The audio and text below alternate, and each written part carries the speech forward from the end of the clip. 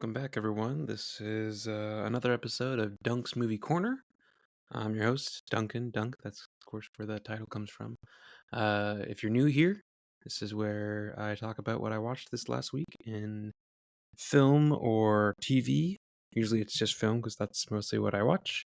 My recommendations, my thoughts on things I didn't overly like, and everything in between. Um, if you like this and you want kind of more of this or something like it, I also do a podcast with my brother. So that's the movie Bros, because again we're brothers. So that's an option as well. You can also find both this podcast and that podcast on Instagram. This is at Dunk's Movie Corner Pod or Dunk's Movie Corner Pod, and the other one is at the _movie bros. That's again both spots where we post about what's coming, what just got posted, all that kind of stuff. Yeah. And again, these are my own thoughts and opinions. Obviously, you're welcome to have different thoughts and opinions on the movies that I watch. But if you have recommendations, again, Spotify has a comment section and Instagram has a comment section for a reason. Please use it. But yeah, don't forget if you enjoyed it or even if you found it marginally okay. I'm just trying to slowly build this up over time. So there's a follow button, there's a bell notification, there's a review, there's a rate, there's all kinds of stuff that'll help kind of spread the word about this. So yeah, tell your friends.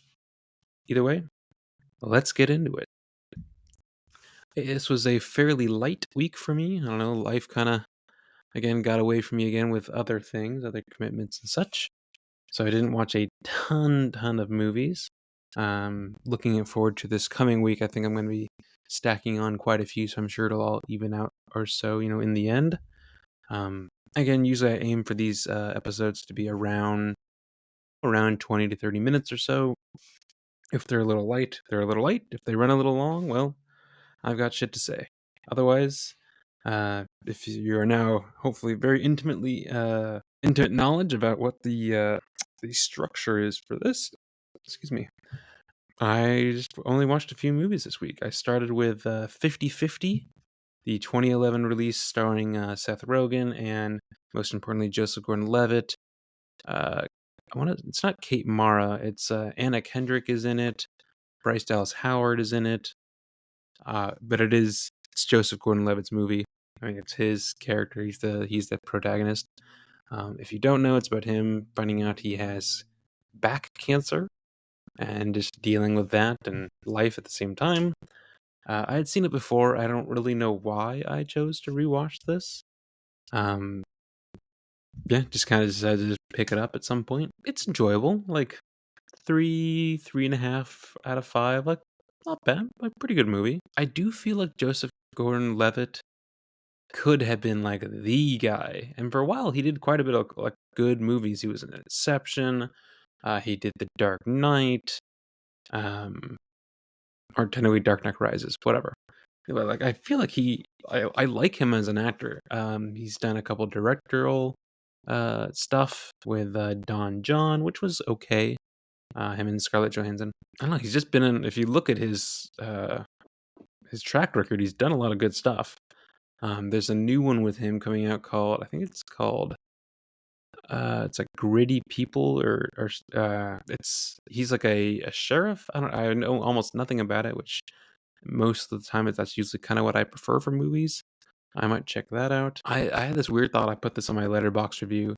And side note, if you don't know what Letterboxd is, it's kind of like a social media / logging system for movies. I discovered it mid-pandemic. I find it super helpful. I find it super interesting to be able to uh, log, rate, review, and also find other, like, there's a good amount of movies that I would have never have seen if I didn't know that so and so watched this and they gave it this review, that kind of thing. It's like I don't know. I find it a more personalized, like an IMDb, but better. Either way, I wrote on my letterbox, which is Duncan 8 Donuts, by the way. I wrote Joseph Gordon-Levitt has this kind of amorphous face that isn't ugly or pretty. He's just this guy, and I like that because I feel like anyone could kind of see themselves with him. He's not like uber pretty or uber ugly. He's just kind of like he's very much like, oh, I'm a guy. I'm a person. for lack of a better word, I guess. Um, yeah, and like looking at my rating of 3.5, looking at most of like the people that I follow, which are between 3 and 4. Like I think everyone is roughly the same view on this movie. Not forgettable. I can kind of see where things are going to go pretty early on. That's okay. Um, it has a 3.6 out of 4, or out of 5, excuse me. So I think I'm kind of in the sweet spot of exactly where most everyone else is.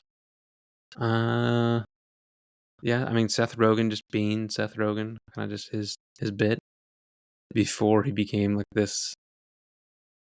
I don't know. I feel like he's a different kind of guy now. Granted, he doesn't do that many movies anymore. He does it a lot more producing and directing. Well, that's just the way of the industry, you know. Oh man, I'm sorry, guys. I'm not fully awake yet. I usually do this on usually Monday evening, and I don't know. I was wiped out. I picked up a little extra shift to make a little extra money last night. I don't know, just threw up my whole kind of schedule. Either way, so it's Tuesday morning. I'll try to quickly edit this and post this as quick as I can. I'm trying to be at least semi-consistent with this kind of stuff. Where was I? Oh yeah, sorry, 50-50. That's what I first watched this week. That's almost a mouthful there. Would I recommend it? Sure. Is it like a best picture? No, and that's okay. Keep in mind that it did come out, 2011. It's been a while. Some things age well, some jokes do not age well. But I feel like it's a dramedy, whatever the right wording for that is.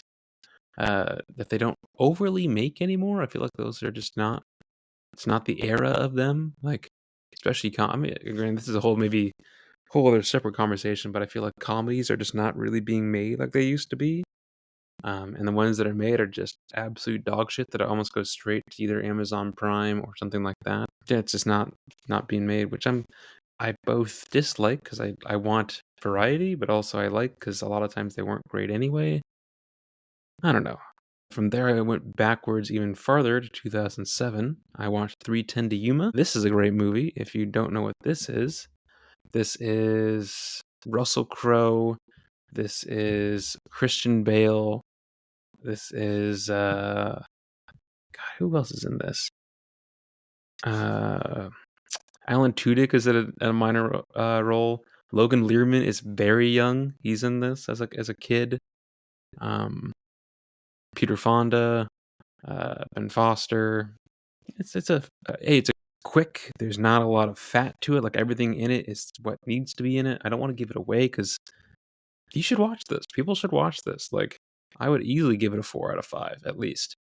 And I didn't realize just how, like, yes, Christian Bale was just getting into. This was 2007, so this was right before The Dark Knight. He had done Batman Begins.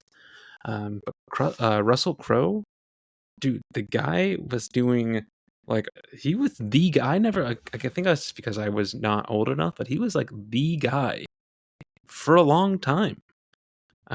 Like he did Gladiator, he did A Beautiful Mind, he did LA Confidential, he did Master and Commander, 3:10 to Yuma. Like I'm just looking at his list of stuff. I mean, Cinderella Man.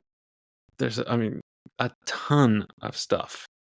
Obviously, he went on to do other things. You know, he was Jor-El in Man of Steel. He did The Nice Guys, which it's weird. Audiences love. I love that movie. Him and Ryan Gosling are a really great pairing, set in the 70s, and they just never made a sequel for whatever reason. I don't know. I keep forgetting that he did like a ton of good stuff back to back to back to back. This is one of them. It's a Western that doesn't feel, I don't know, dry or hokey. Like there's action, but it's not crazy. Like they made a remake of Magnificent Seven. The original's from like the 50s or 60s, I believe. The remake is really not good because it's too over the top, too crazy, too many like, oh, we're gonna throw this dynamite and shoot it off, or like it was too much. And this was very played straightforward. There's not like a ton of jokes or anything like that. Like this is a drama, an action drama. drama, action, whatever. Potatoes, tomatoes, whatever. Yeah, I don't know. It's a very solid flick. Yeah, I think that's all I've got on that. Let's see. I feel like I only watched one other thing. Oh man. Yeah, my Letterboxd review for this was Russell Crowe, really is great in so many different projects. Um, very true. Just saying, very true. From there, I jumped way far ahead. I mean, not that. I mean, again, it wasn't made this year. It was at this point 8 years ago, 2016. But I watched Score, which is a film music documentary. I mean, granted, and this is very much like niche within niche within niche. But wow, how cool was that? Like, super interesting. Uh, if you generally like movies at all, I highly recommend this. I gave it 4 out of 5. Again, I don't know it's hard to say what would make a documentary better because it's a documentary. Like, you can't, I mean, granted, this is how you shoot it and edit it and stuff, but like the actual content is all the same.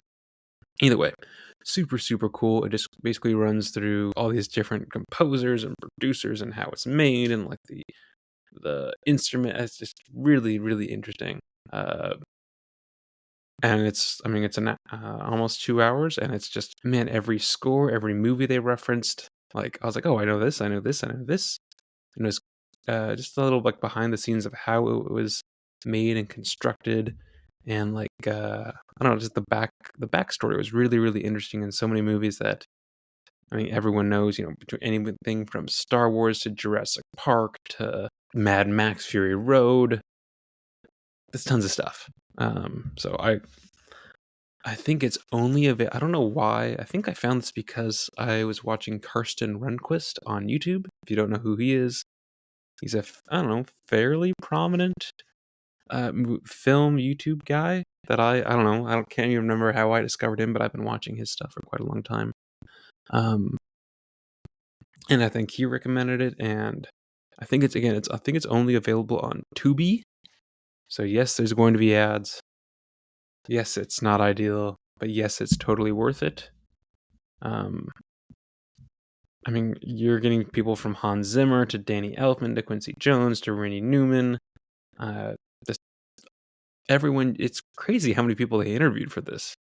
And no, it's not just different dudes sitting and talking. Like, you see things. I don't want to give stuff away, but like physically how they made the score happen, which I thought was really interesting. The synopsis on Letterboxd, tracing key developments in the evolution of music and film and exploring some of cinema's most iconic soundtracks. Score is an oral valentine for film lovers, which, super true. If you like movies, you're going to like this. I can pretty much guarantee that. That being said, is it like, if you're not really into movies or don't really care, I probably would not watch it. Wow, that was, we're roughly at 15 minutes or so, give or take. I know I've got to probably edit out some ums and ers, and then add in some intro and outro music, so that'll probably still end up right around 15 minutes. Yes, I know it's a little light. Usually I aim for a little bit longer. I do apologize. I didn't have a ton to watch. All right, there is a ton to watch, but I didn't have time and such to watch those things. Sometimes I get sidetracked by, sitcom-y stuff. Sometimes I'll just burn through a couple episodes of Seinfeld or The Office. Then there's the age-old distraction of Instagram Reels. Bruh, that's a struggle. So yes, that's what I watched. These are the 3 movies: Score, 3:10 to Yuma, and 50/50. If you liked these, great. Let me know. If you didn't like these, if you want to watch them, if you don't want to watch them, if you thought I need to ramble more or ramble less, or bring in a co-host, or shut up altogether, I mean, let me know. I have access to most streaming services, and I'm figured out how to get my a DVD set up so I can get stuff from the local library branch. So yeah, if anything is fair game, it's just got to be something that I should give a go, give a chance to. And just as a reminder, you can find this podcast, yes, here on Spotify, which is where you're listening to it. You can also find it on Instagram at Dunc's Movie Corner Podcast or Pod, I believe. It's a whole run on. It was the thing that was available, kind of thing. Um, yeah. Thanks for listening. Come back next week, hopefully with a couple more movies, and hope everyone has a good rest of their week.